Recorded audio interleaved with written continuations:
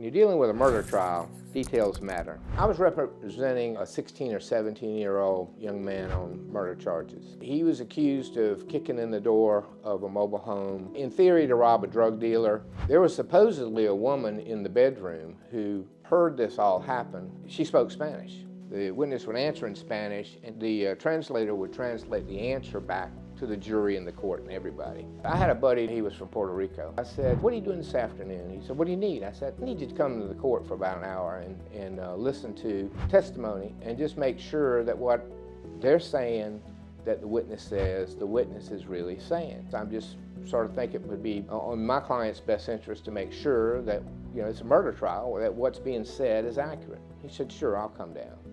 So anyway, he said, "I've never been in court before." I said, "You can just be taking notes and let me know if anything unusual happened in the testimony." He's tugging on my coat. "That's not true, that's not true." I said, "Okay, just hang on, tell me what happened."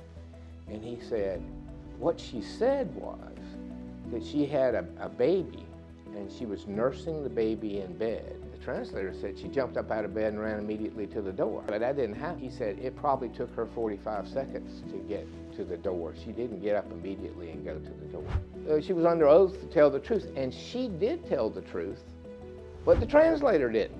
Okay, the translator just skipped over that part of it. And for why, I don't know. The fact that the witness who was the eyewitness had a whole other version about a baby being in the room and the time that it took her to get to the door.